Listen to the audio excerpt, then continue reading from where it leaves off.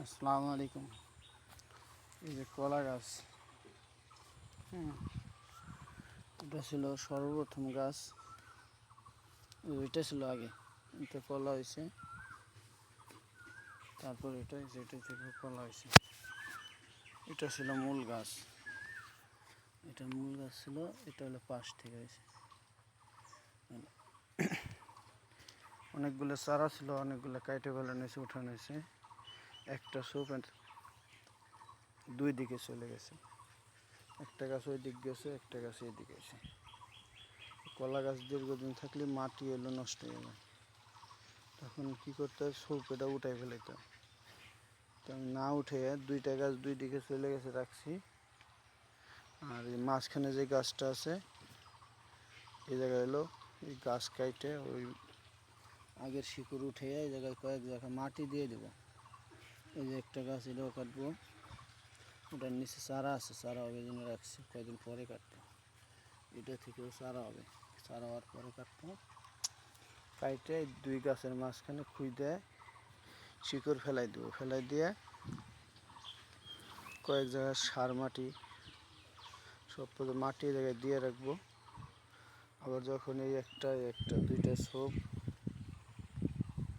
দুই দিকে চলে যাবে, এই গাছ একদিন পুড়ে নিয়ে যাবে, তখন ওই দুই সাইডের গাছ কাইটে মাঝখানে আবার নতুন করে লাগাই দেবো।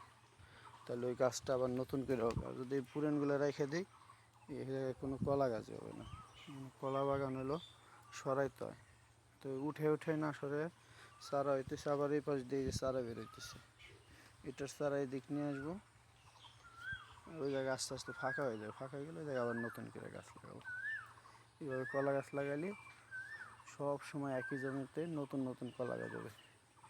যেমন এই যে এটা আজকে নতুন লাগানো হয়েছে, হ্যাঁ, ওইটা একটা ফেলাইলি আবার এটা নতুন দুই দিকে সরে যাবে।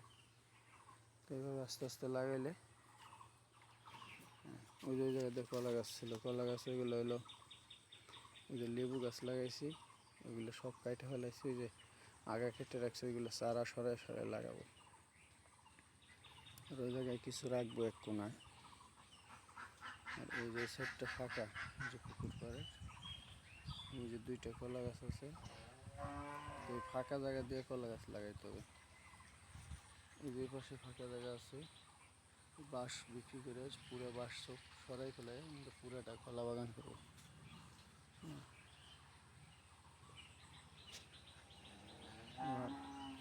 কলা গাছ হলো সবসময় পরিষ্কার করে রাখতে হবে, নাহলে কলা বাগান নষ্ট হয়ে যায়। এই যে একটা গাছ হইতেছে, এই যে একটা গাছ হয়েছে, এগুলো সব পাতা পরিষ্কার করে এই পাশে জামের ডাল কেটে দিতে হবে। আম ধরছে বাড়ির পিছনে।